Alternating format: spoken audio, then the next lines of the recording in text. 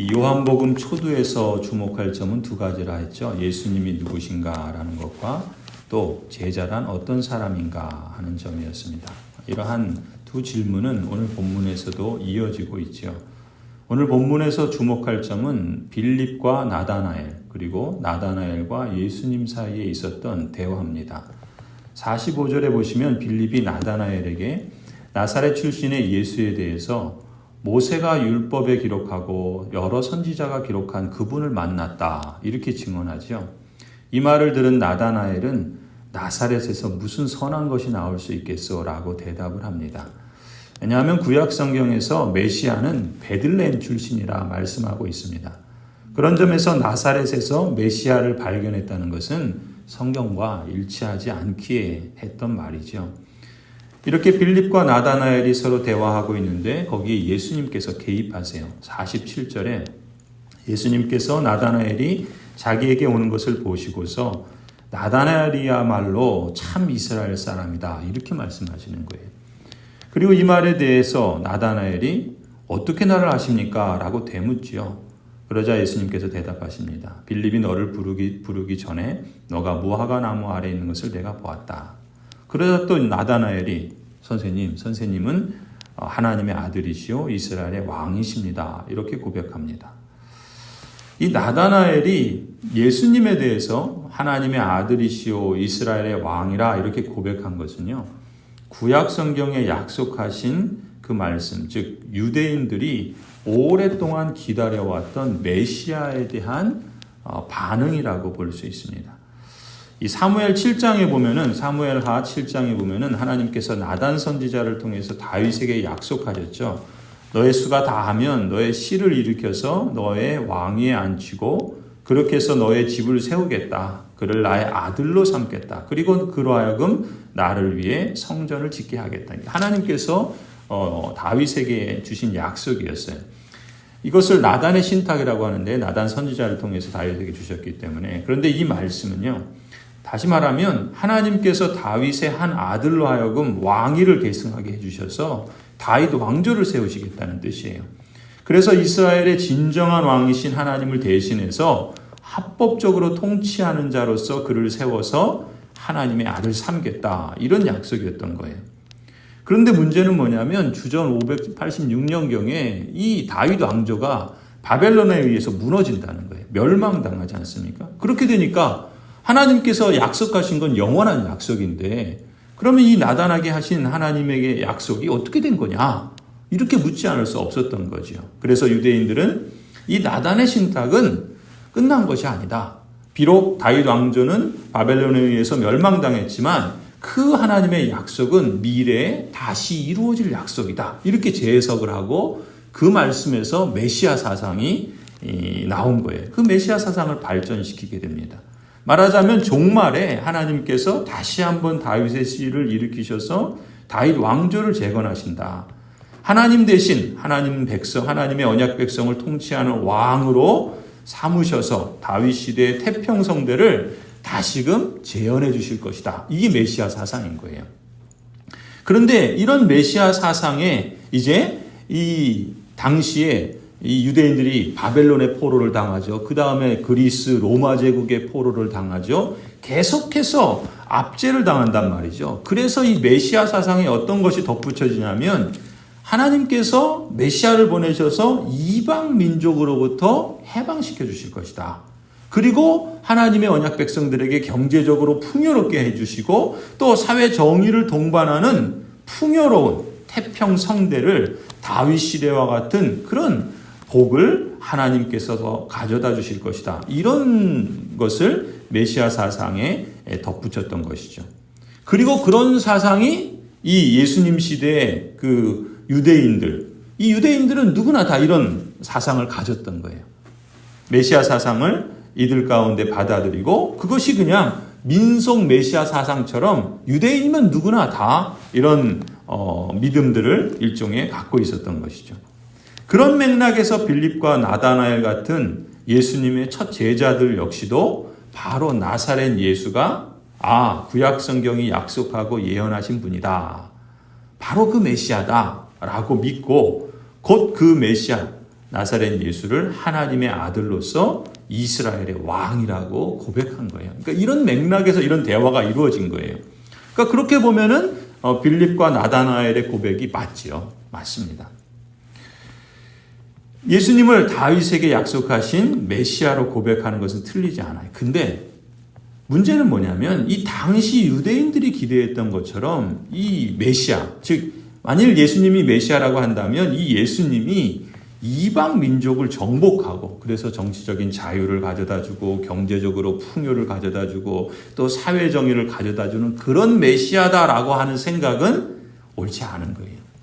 사람들이 그런데 여기에 사실 빠져 있었던 거예요. 그래서 우리가 복음서를 보면 예수님에 대해서 늘 기대하는 게 뭡니까? 예수님을 왕으로 삼으려고 그러죠.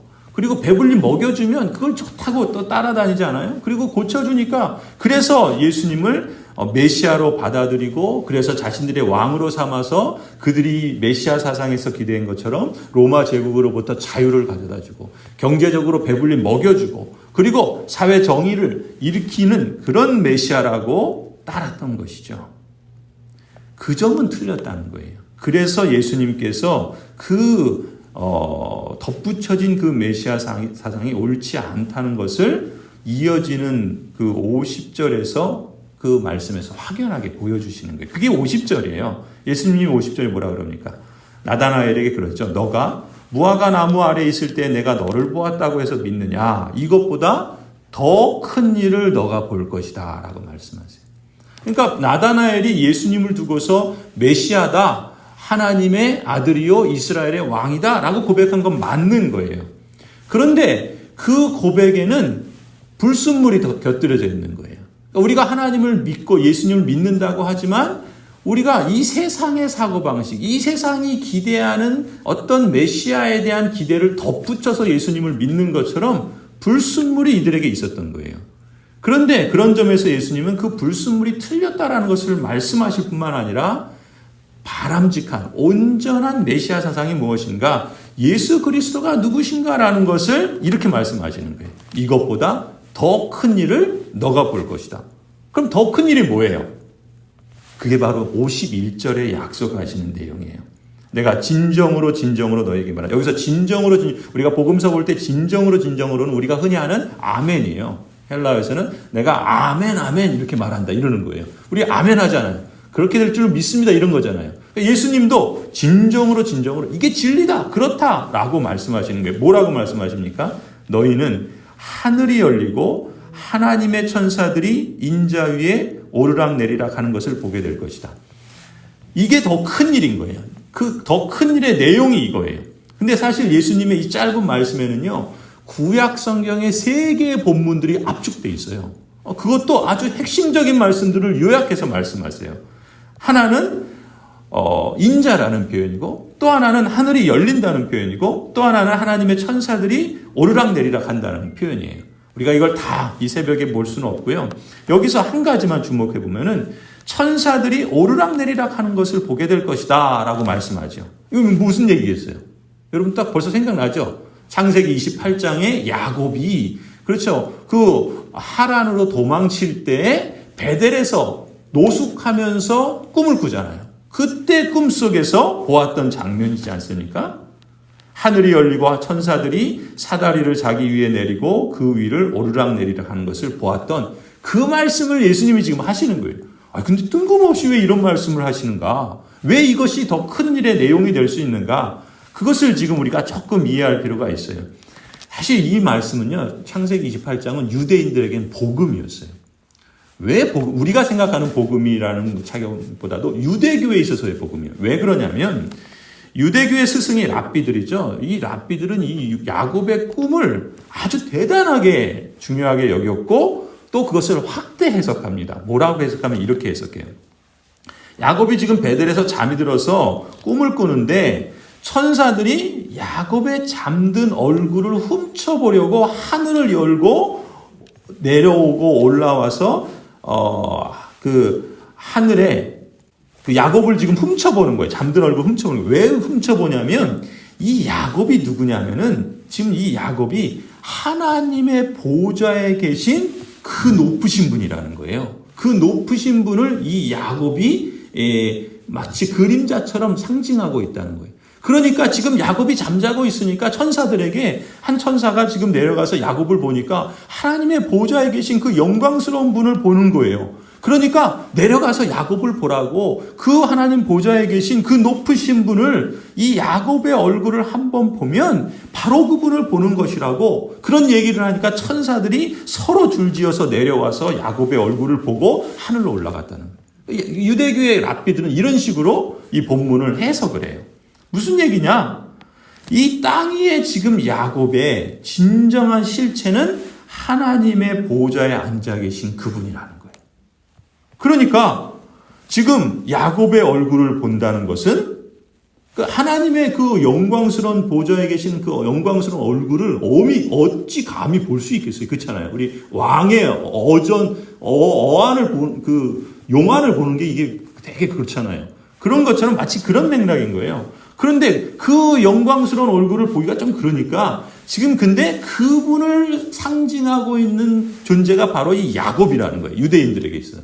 그래서 왜냐하면 야곱이 뭐가 됩니까? 이스라엘이 되잖아요. 그러니까 이 야곱의 얼굴을 보면 마치 하늘의 그 보좌에 계신 그분을 보는 것이다. 이렇게 해석을 한 것이라는 거죠. 그러니까 마치 이 야곱의 그 모조품 얼굴을 땅 위에서 볼 수 있는 것이 하나님의 보좌에 앉아 계신 진짜 실체의 위대함을 헤아려 볼 수 있는 것이다. 이렇게 해석을 하고 그러니까 그 하나님을 본다는 것이 유대인들에게서는 이게 얼마나 큰 영광입니까? 그래서 이것이 이제 유대인들에게 일종의 복음이었다라고 해석하는데 말하자면 이런 거예요. 야곱은 하나님의 언약 백성으로서 조상이잖아요. 그런데 바로 그분이 하나님의 아들이라는 거죠. 그런 점에서 이 야곱은 유대 민족의 조상이며 동시에 그 후손들인 유대인들에게는 하나님의 영광을 보게 해주는 존재인 거예요. 야곱을 그렇게 받아들였던 거예요. 그러니까 하나님의 언약 백성으로서 유대인들이 이제 종말에 하나님의 영광에 참여하게 된다라고 하는 그런 의미를 지금 이 창세기 말씀에 부여했던 것이죠. 그런데 예수님이, 그러니까 이런 사상을 유대인들이 갖고 있었던 거예요. 빌립도, 나다나엘도. 그런데 예수님께서 그걸 아시잖아요. 그러면서 그 창세기 28장의 그 야곱이 바로 나다. 오늘 본문에서 누구라고요? 인자다라고 하시는 거예요. 그 인자가 누굽니까? 사실 다니엘서에 나오는 예수님이죠. 다니엘서에서 말씀하고 있는 인자 같으니 바로 그분이 이제 바로 예수님이시죠. 아무튼 인자이신 예수님께서 바로 이 유대인들이 하나님의 아들이라고 여겼던 바로 그 야곱을 대체하는 분이다라고 예수님께서 말씀하시는 거예요. 그것이야말로 더 큰 일이라 말씀하셨던 것이죠. 요약하면 이런 거예요. 지금 1장 51절에서 야곱은 유대인을 대표하는 거예요. 그리고 예수님은 인자는 참 이스라엘을 대표하는 거예요. 그러니까 옛 야곱, 즉 유대인을 대표하는 육신적인 조상인 야곱과 참 이스라엘, 즉 하나님의 자녀를 이루어서 하나님의 영광에 동참하는 참 이스라엘의 조상인 예수님이 여기서 대조되고 있는 거예요. 그러니까 인자이신 예수님은 옛 야곱, 즉 유대인의 역사를 종결하고 이제 완성하고 그걸 능가하고 야곱을 대체하는 새로운 참 이스라엘의 역사를 시작하시는 분이다 라는 사실을 지금 예수님께서 여기서 말씀하고 있는 거예요. 그런 점에서 더 큰 일을 말하고 있는 거죠. 그러니까 이런 맥락에서 보면요, 우리가 이제 요한복음을 이제 쭉 보게 되는데 요한복음을 보시면 유대인이라는 단어가 나오고 이스라엘이라는 단어가 나와요. 아니, 우리가 볼 땐 똑같은 단어잖아요. 근데 사도 요한은 이것을 구분해서 사용해요. 어떻게 구분하냐면 유대인은 야곱이 대표하는, 말하자면 육신적으로 혈통으로 난 유대인을 유대인이라고 불러요. 그런데 이스라엘은 뭐예요? 이스라엘이라고 부를 때는 예수님을 대표하는, 그래서 예수님이 하나님의 아들이요 이스라엘의 왕이다라는 것을 믿고 고백하고 그것을 받아들이고 따르는 사람들을 말할 때 이스라엘이라고 말해요. 그걸 여러분들이 염두에 두고서 요한복음을 볼 필요가 있는 거예요. 그래서 여러분 우리가 이미 1장에 보시면은 1장 11절에 예수님께서 이 자기 땅에 오셨는데 자기 백성이 영접지 아니했다라고 그래요. 이게 유대인을 두고 하는 말이에요. 또 12절을 보면은 영접하는 자, 곧 그 이름을 믿는 자들에게는 하나님의 자녀가 되는 권세를 주셨다 그러잖아요. 여기에 해당하는 사람이 이스라엘이에요. 참 이스라엘. 그리고 그런 점에서 예수님이 나다나엘을 두고서 참 이스라엘 사람이다. 그런 것은 예수님이 누구신가? 그분을 하나님의 아들이요 이스라엘의 왕으로 받아들이는 그 신앙 고백하는 사람, 그 사람이야말로 참 이스라엘이다라고 하시는 거예요. 요약해서 말하자면 이렇게 유대인들은 야곱의 육신적인 자손들로서 예수님을 진정한 메시아로 마땅히 믿어야 되는데 예수님을 믿지 않고 거부하는 유대인들을 말해요. 말하자면 간사한 야곱과 같은 그런 사람이 유대인이라 이렇게 표현되고, 반면에 나다나엘 같이 예수님에게 신앙 고백을 하는 사람을 참 이스라엘이라 이렇게 부른다는 것이죠. 그러니까 나다나엘 같이 예수님에게 신앙 고백하는 사람들이야말로 참 이스라엘들이요, 이 땅에 있지만 이미 하나님의 보좌에 앉아있는 그 야곱이 상징하는 그 하나님의 아들, 그 하나님의 영광에 참여하고 있다. 이걸 지금 예수님께서 말씀하시면서 너희가 더 큰 일을 보게 될 것이다 라고 일러주시는 거예요.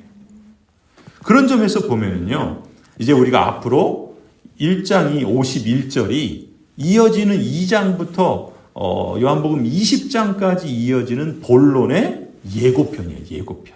무슨 얘기입니까? 2장에서 요한복음 20장까지의 요한복음 본론은요, 1장 51절의 예고편이 앞으로 어떻게 성취되어지는지를 우리에게 일러줘요. 다시 말씀드려서 야곱, 즉 옛 이스라엘이 어떻게 참 이스라엘로 대치되는가, 이걸 말씀해줘요. 또 반면에 야곱으로 대표되는 유대인이 옛 이스라엘을 시작한 것처럼 이제 인자이신 예수님으로 대표되는 참 이스라엘이 어떻게 새로운 구원의 역사에 동참하고 그 일이 어떻게 성취되는가, 이 성취의 이야기가 앞으로 2장부터 펼쳐지는 요한복음 본론의 전체 중요한 내용이 될 것이다 라는 것을 우리에게 일러주는 거예요. 그러니까 1장 51절은 그런 의미에서 더 큰 일이고, 또 그것을 우리에게 마치 예고편처럼 앞으로 일어날 일을 우리에게 일러주는 거예요. 여기서 성도 여러분, 우리가 주목할 점은 뭡니까? 바로 우리는 육신으로나 혈통으로 난 사람들이 아니잖아요. 그렇죠? 우리는 유대인이 아니에요. 그럼에도 불구하고 우리를 참 이스라엘이라고 부르는 것은 무엇에 근거한 겁니까?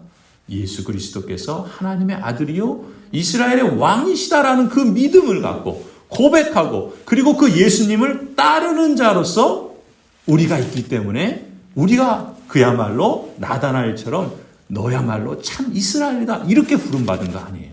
그런 점에서 우리가 누구인가라는 것은 너무나도 중요하고 놀라운 하나님의 은혜의 경륜 속에 펼쳐진 성취라는 점이죠. 이 얼마나 감사하고 놀라운 일입니까? 그리고 또 요한복음은 무엇을 말씀한다고 그랬어요? 참 제자는 예수님이 누구신가 보고 듣고 믿고 따르는 사람이라고 그랬잖아요. 더 나아가서 예수님의 제자는 다른 사람들로 하여금 예수님을 보게 하고 듣게 하고 따르게 하는 사람이라는 것을 우리가 어제 보지 않았습니까?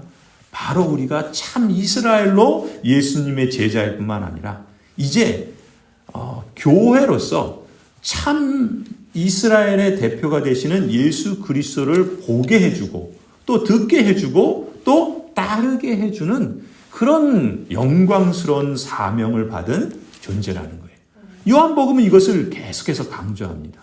예수님이 누구신가? 그리고 그 예수님을 따르는 제자가 누구인가? 우리가 바로 참 이스라엘이라는 사실. 우리를 통해서 마치 천사들이 내려와서 야곱을 보면 하나님의 보좌에 계신 그 하나님의 아들을 보면서 금방 오르락내리락 했던 것처럼 이제 하나님께서는 참 이스라엘인 예수님의 제자, 바로 저와 여러분을 통해서 교회를 통해서 하나님을 보게 하는, 그래서 사람들이 막 내려와서 그것을 보고자 하는 것처럼 그렇게 보여주는 영광스러운 부르심을 받았다라는 것, 그것이 우리의 정체성이고 우리의 사명이라는 사실을 우리가 늘 잊지 않았으면 좋겠습니다. 여기서부터 우리의 신앙이 튼튼하게 자리 잡힐 때 우리는 자라갈 수 있는 거예요. 성장할 수 있는 것입니다. 이러한 은혜가 저와 여러분에게, 우리 모든 성도들에게 함께 있기를 간절히 축원합니다.